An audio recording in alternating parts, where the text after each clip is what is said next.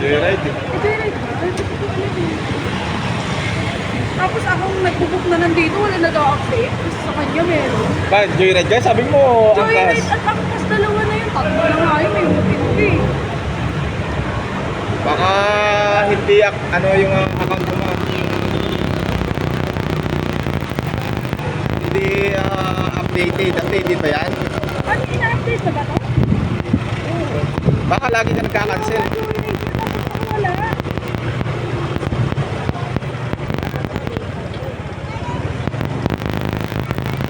Mamahalat ka ngayon. Kaya nga eh, kanina pa ako dito makahalit pa rin.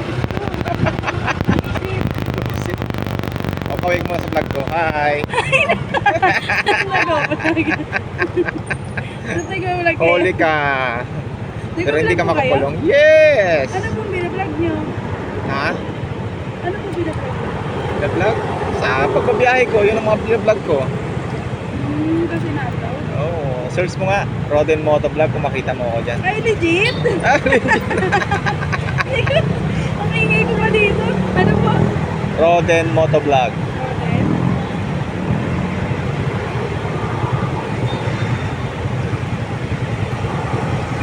Hindi ko pala naniniwala, ma'am, ha? Akala mo joke lang, ha? Ah, ito po. O yan. Oy, Toroy. Sige, paano? Tari.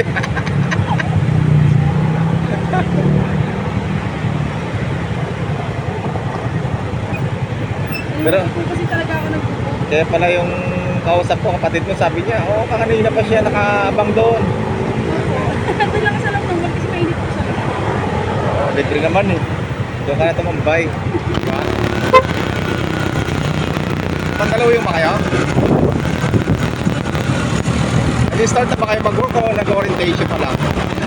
Orientation kayo? Orient? Ano po, hindi po. Oo. Product? Oh, okay. Normal pag may bagong product, siyempre, kailangan mo matutunan kung paano siya ma-ibenta. No? Sales talk ba? Sales talk.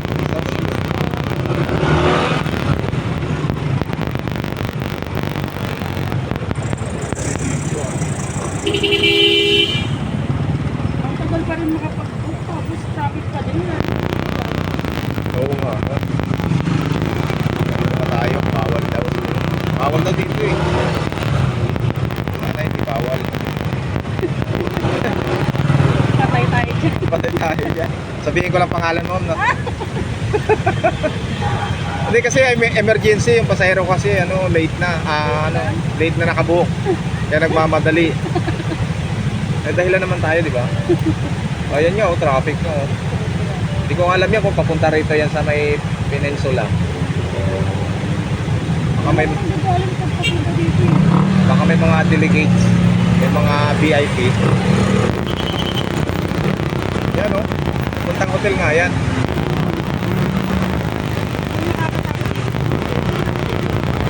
Ha? Bakit? Doon pa. Oo nga. Tignan mo yung nakakatakbo dyan. Tayo mo na naman naglag yan. Hindi naman grabe naman siya. Matibay naman yan.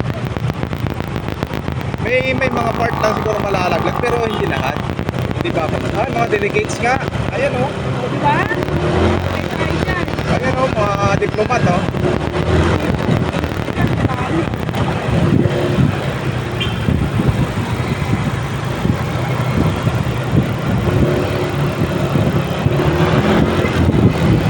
Eh, puti yung pinagtatrabaho mo, hindi mataas. Pero yung phone, Ay, hindi basta-basta yun. ay, hindi ko talaga. Ano yung training namin? Kasi 15 na. Pero sa clinic, San Juan. kasi taga dun lang yun ang malapit. O, ba't Mandaluyong ka nga naman, no? Opo. Mas malapit ba sa Mandaluyong yun? Opo. Pero hindi po talaga ako marunong mag-commute. Ha? Ang tagal mo. Taga Maynila ka ba? Opo. Pero hindi ka marunong commute. Hindi po. Mayaman si ate. Hindi po marunong mag-commute. Like, ano lang po ako, hatid sumo lang po ako ng partner. Okay. Kaya pala. Pero malapit lang yun, ha? Opo. Pero kaso ang problema doon, out of way. Opo. Wala siyang direct papuntang Mandaluyong. Kaya ano ka pa din? Paputol-putol.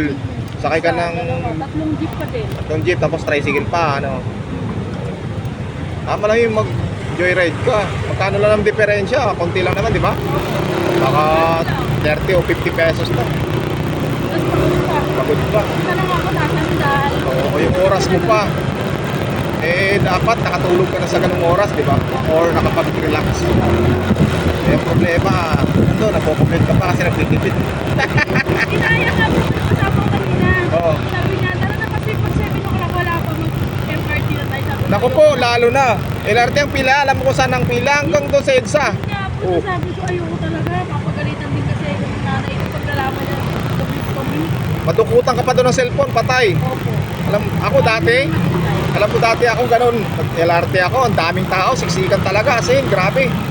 Dinidipinsahan ko yung dalawang bulsa ko. Ang problema, pag hindi ka humawak sa barandilya, matutumba ka.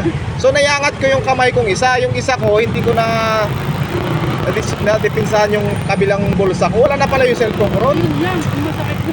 Pero yung sa kabila naman, yung bulsa ko, yung wallet. So na protektahan ko yung wallet, pero yung cellphone hindi talaga.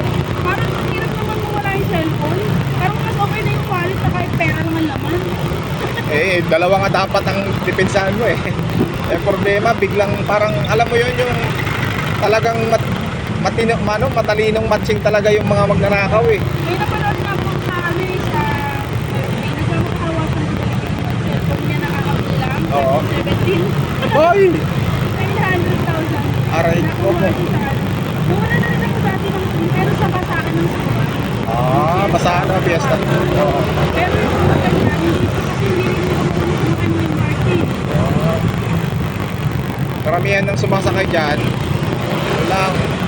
walang ginawa kundi mag round trip. Alam mo yun, round trip, na pag may makachamba, kumita. Pero pag wala, ratsyada lang. Kasi magkano lang pamasahe, 20 pesos eh. Eh balikan mo 40 lang eh kung makasilat ka ng isang cellphone. Di ba? Kasi yun ang utos eh. Tara. Saan? LRT, marami doon.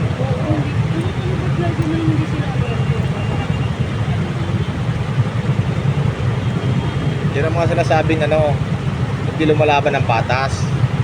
Ayaw nilang magbanat ng buto. Gusto nila yung panandali ang pera. Di ba nila naisip? Kung may pamilya sila, papakain nila sa pamilya yon, di ba? Pero sa tingin ko, yung iba dyan, alam mo na, yung 1D millionaire, pag nakasilat, magsashot, painom. Pero minsan isipin mo, ikaw nga na hirap, lumalaban ka ng parehas eh. Kanta ka muna. Marunong. Yun lang, wala kang ano, kumanta ka muna. Ayoko hindi ako marunong. Anong kantang gusto mo? O, Christmas na lang. Naku po.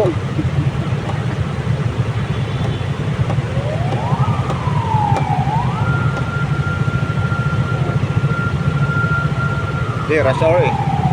Pag rush hour talaga, asahan mo yun. Eh buti nga, nausap pa yung ganito eh. Diba? Eh kung nag-grab ka ngayon, taxi, di useless din. Mahal na, traffic pa. Eh dito sa motor, kahit pa paano, mura na, makausad-usad pa. Oo. Ay nako. Bagay dito lang naman yan. Wala naman traffic dito. Ewan ko lang doon sa may tulay. Bakit na ng Mandaluyong Makati? Kasi dyan minsan talagang tukod yung traffic. Pag ko kasi tutuwa, yun eh. Kasi lahat ng sasakyan papasok ng Maynila ng Makati. Tsamba ka lang kung yung dito pinapago. Di ba napapago yan eh. Pero kung tsambahan mong walang go, naku matagal. Kasi ano yun eh, parang one way to eh. Makakalaban. Parang ano yung huli. Isa pa yan.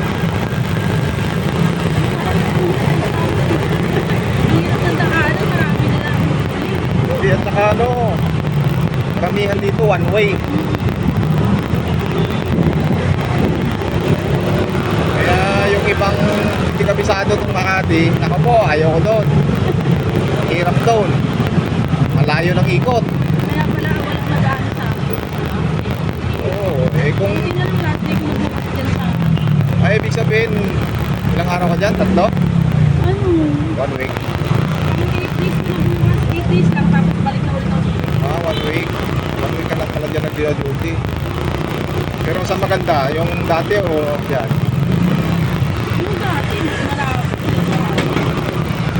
Saan? Kasi doon po ako, sa ako rin ako na napitsin ko pag sa 3 weeks. Isang linggo po lang, mabilis lang. Ah, Walang traffic kasi marami lang. oo. Marami ka kasi pwedeng madaanan dun eh.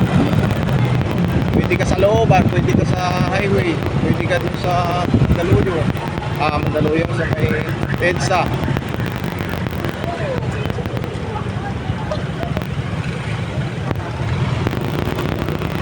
Ano yan?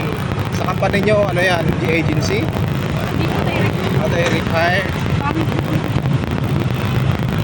Eh, buenas ka, naka-direct ka. Pero yung iba, no choice, agency talaga.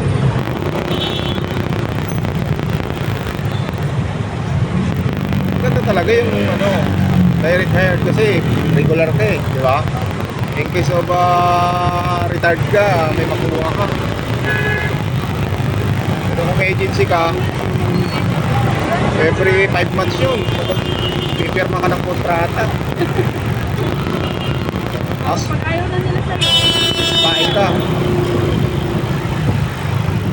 Pero matagal na yan na ano eh, matagal na yan na gusto ipa ano eh, Oo, hindi naman naman. ipa regular dapat.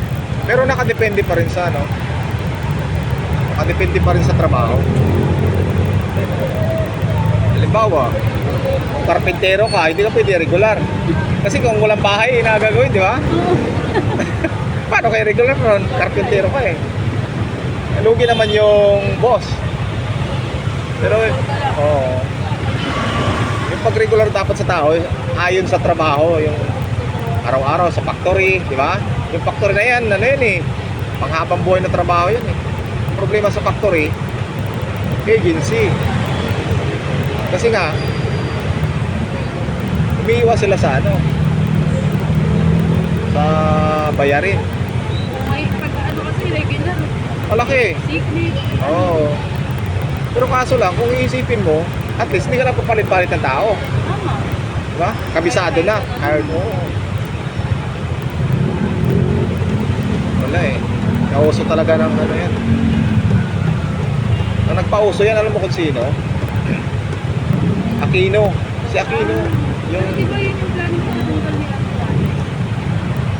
siya yung nagpauso niyan. Siya yung nagpapasa ng batas na may Indo contract. Pero hindi siya tatanggalin dito sa akin. Okay. Di ba naging presidente si ano? Si Aquino, yung nanay.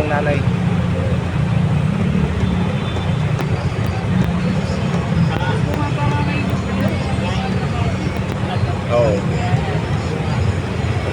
Lalo ngayon, yung mga tax natin kinukupit pa. Billion trillion pala, hindi billion, trillion. sobrang yaman.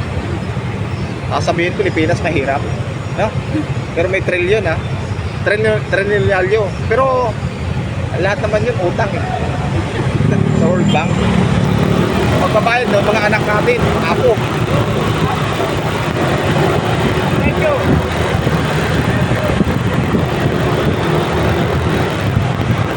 Yaman mo sila, magpakasasa sila sa yaman nila. Pag nagkalindo ng malakas, magkakanta sira-sira yung ano eh. Doon na sila magsabing, ay, hindi pala kailangan magpayaman. Kailangan pala magpayaman sa ano, sa kaharian ng Diyos. Di ba? Katoliko ka ba?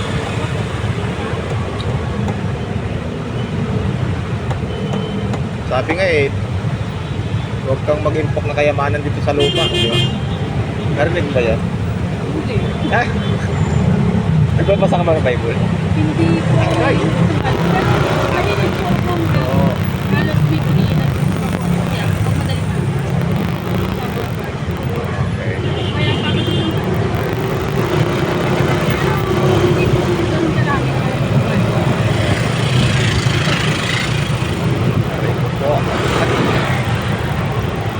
alam mo, sa totoo lang, Katoliko naman ako eh, dati. Dati.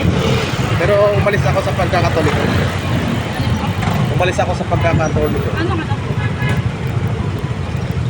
Dating daan. Ay, parang yung ano. Dating daan. Alam mo bakit umalis ako sa Katoliko? Nakukulangan ako sa turo. Nakukulangan ako sa explanation, sa paliwanag. Kung ano ba ang dapat gawin, kung ano ba yung aral ng Diyos, kung ano bang dapat sundin natin sa aral ng Diyos. Nakukulangan ako. May kulang, may mali. Kulang na ang turo, may mali pang turo. Totoo yun. Kung naniniwala ka sa Bible, pag nagbasa ka sa Bible, matutuklasan mo. Pero naniniwala ka sa Bible? Hindi ko masabi. Ha? Anong pinaniniwalaan mo sa buhay? Diyos lang, may Diyos. Ako. Siyempre, ano ka? Alam mo naman meron ka. Tama.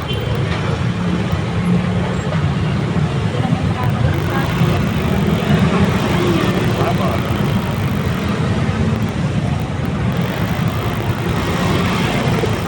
Wala naman talagang reliyon na makapagligtas eh. Kundi ikaw lang mismo, di ba? Sarili mo. Kasi aanib ka nga dun sa ibang reliyon kung hindi ka naman mababago, di ba? Nilalabag mo pa rin yung kautosan ng Diyos.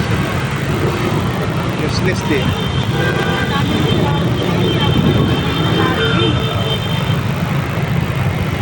Basta alam mo yung tama't mali, di ba? O yun o, nagpago. Ayun o.